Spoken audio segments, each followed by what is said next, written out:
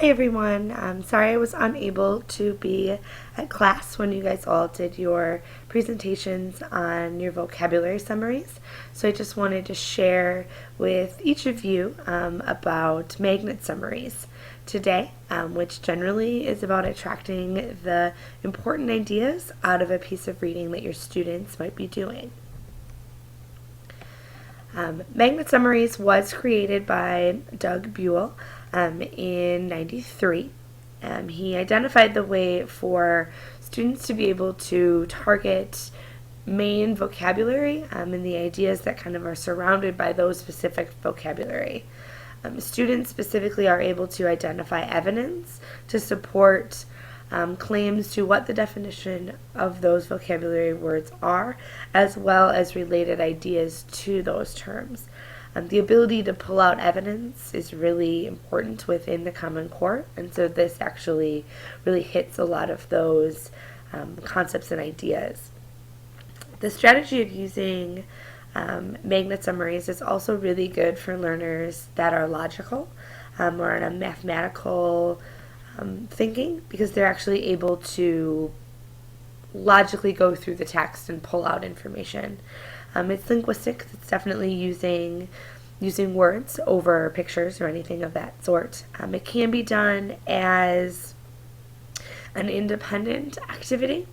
It also targets some of our visual spatial learners because it gives them the ability to kind of write down and be able to see what the definition is of the word that they're working with. It's important that we take the time with our students to make sure that they understand or are reminded of the fact of what a magnet is and how it works. In this strategy specifically, students will be using the idea of how a magnet drags certain things that are important or certain things that it attracts to it. So we want to make sure that our students understand this concept before we're having them engage in this activity. So there's a few steps to using magnet summaries. To start, word identification. Having the students read the passage or a text and determine what the key words are having to do with the big idea.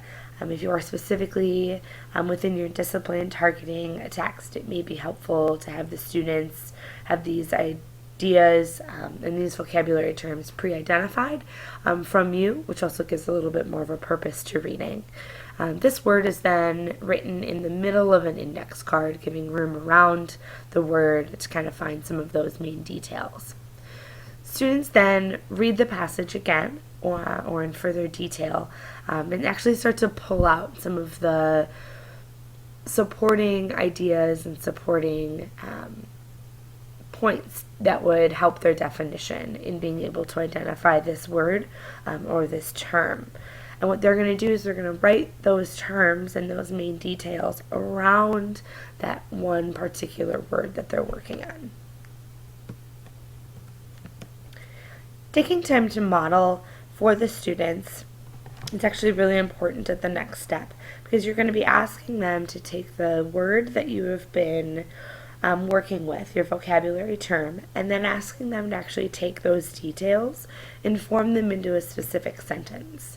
So giving them an example is actually going to help them in the formation of the sentence that they're going to be working on and the terms that they've already been working with throughout the text. They're going to also be writing this sentence on the back of the cards that they've been working with throughout the strategy. The card that you see is for the word polygon. This would have what a completed magnet summary would look like, this being pulled from possibly the math text that the student would be using, where they identify that the word polygon was a vocabulary word that they were going to be focusing on. And they came across the words closed, simple, rectangle, triangle, and hexagon. And then at the end of the activity, when you're asking them to form that sentence, as we just talked about, they may form a sentence like the example. A polygon is a simple closed figure, like a rectangle, triangle, or hexagon. Their goal for these sentences really is to try to make a unified statement that gives you the best possible definition of what the magnet word was. You're really trying to challenge them to be able to use all of the details that they had written on their card in that kind of one sentence. At this time, if you actually wanted to, and I encourage you to actually pause the video, and if you have a cue card or just draw some squares and some paper, I do have a little bit of a reference here. It's a 5th grade reading based on the history of zombies, and so it does give you guys an opportunity to kind of try some of these magnet summaries. There are a few terms within the history of zombies across the world that may be interesting for you guys that you may not already know. And so as a review, you read through the text once and identify the terms that you may not know or want to kind of look deeper into. You write those largely in the middle of your cue cards. Return back to the text and kind of go through scanning for those details, really digging into the text and being able to pull out those details that give you meaning to the vocabulary words. After going through the text for that second time, then going back to your cards and writing that summary on the end. When you're done, it would be great if you were able to comment on my post and kind of leave some of those sentences. That would be really interesting for me to be able to see what you guys are able to come up with. So hopefully this is able to give you a better understanding of kind of how that process works.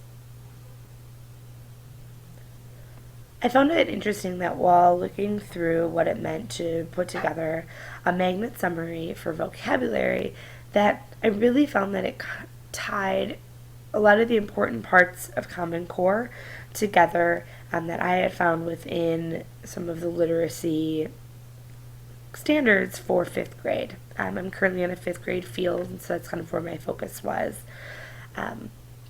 The Common Core standards really has a very strong tie right now to finding evidence. And so I found that to use the context as a clue to find the meaning to a word or phrase is directly being used within this activity and within this strategy. I also found that consulting reference materials, both print and digital, to help kind of also find meaning to keywords and phrases, and the fact that the students need to go back into the text and really find those details, find that evidence, I think is really a big part of what Common Core is asking in this specific standard. And finally, to use that precise language when using domain-specific vocabulary. Because this strategy is able to be used across the disciplines, I really think that it really will be helpful to most of us to kind of have it in our back pocket as well.